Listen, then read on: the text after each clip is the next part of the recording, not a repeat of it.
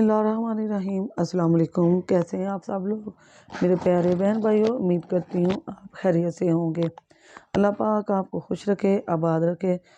तो आज मैं आपके लिए चावलों की खीर लाई हूँ। वाइट चावलों की खीर और दूध से बनाने के बिल्कुल आसान और सिंपल तरीके से मैंने चावल लिए हैं और इन्हें धो लिया अच्छी तरह 2 से 3 पानी, और इन्हें 2 घंटे के लिए भिगो दिया है।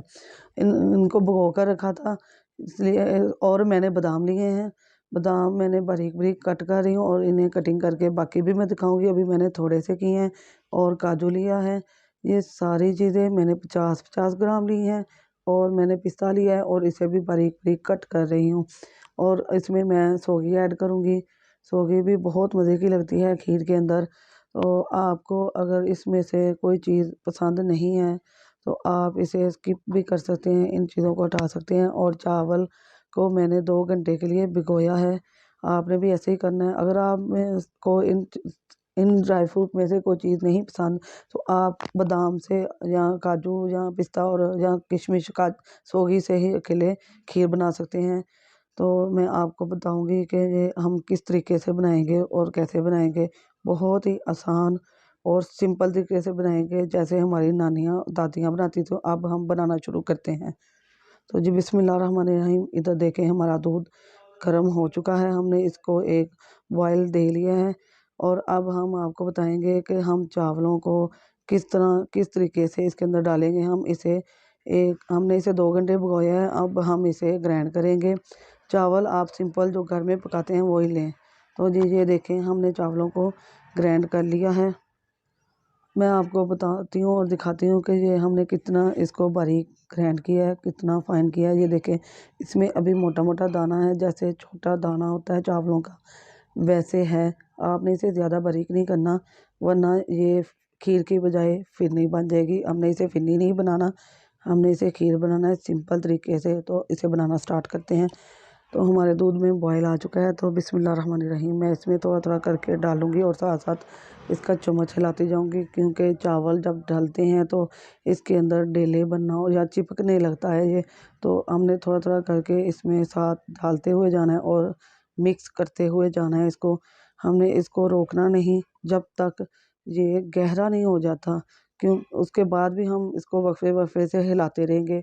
अगर आप इसे छोड़ देंगे, इसको हिलाएंगे नहीं, इसमें गुठलियाँ बन जाएंगी या इसमें ये नीचे चिपकने लगेगा और ये इसमें जले की स्मेल आना शुरू हो जाएगी। तो आपने इसको मुसलसल हिलाते हुए जाना है। हमारी नानियाँ और दादियाँ ने बिल्कुल इसी तरह खीर बनाई है और मैं वही सिंपल तरीका सबके लिए ला रही हूँ। हम इसमें कोई खोया नहीं डालेंगे, कोई खुश्क दूध नहीं डालेंगे। ये फुल फैट दूध है, इसमें खुद ही मेवा है और खुद ही इसमें खोया है।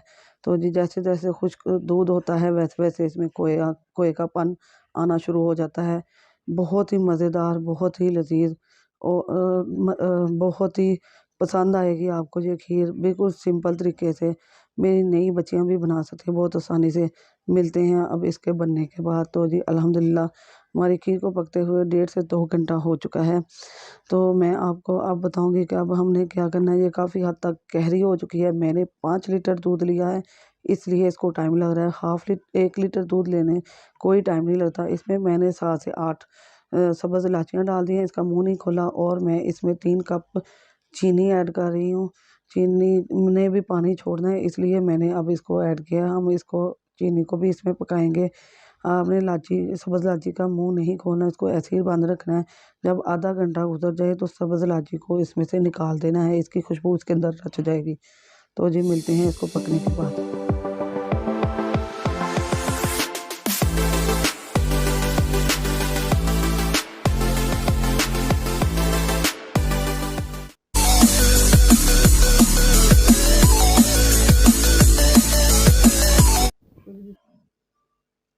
तो जी बिस्मिल्लाहिर्रहमानिर्रहीम। इधर हमने अपने सारे जो हमने ड्राई फ्रूट लिया है, जो नट लिए हैं, वो सारे हमने कटिंग कर लिए हैं। ये देखें हमने बिल्कुल फाइन कटिंग किया है। और ये किशमिश है और मैंने कुछ 5 से 6 अदद बादाम रख लिए हैं इसकी सजावट करने के लिए। ड्राई फ्रूट बहुत खूबसूरत लगते हैं, बहुत मज़ा आता है।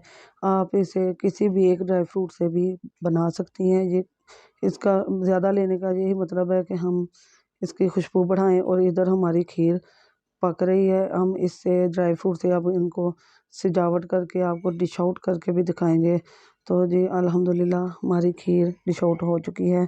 मैंने इसे 10 से 15 मिनट रखा है कि इसके ऊपर थोड़ी सी थिकनेस आ जाए। अब मैं आपको इसकी सजावट करके दिखाऊंगी। आप किसी भी तरीके से इसको सजा सकते हैं। आप खाली किशमिश से सजा सकते हैं, खाली उसे बादाम से सजा सकते हैं, इसमें अंदर भी मिक्स कर सकते हैं। मैं इसके ऊपर लगा रही हूँ, ऊपर लगाने से ज़्यादा खूबसूरत भी लगते हैं और मज़ा भी आता है।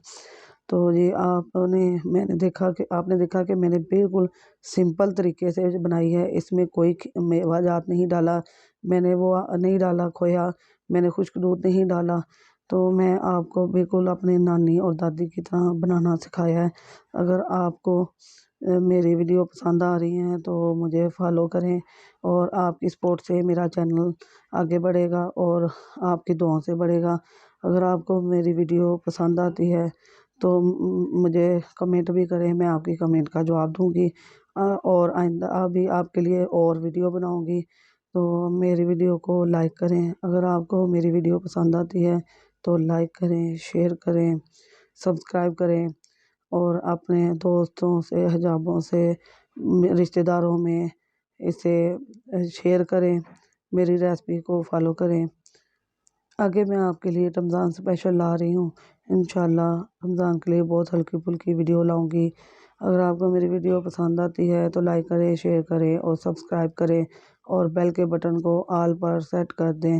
इससे मेरे आने वाली हर नई वीडियो का नोटिफिकेशन आपको मिलती रहेगी।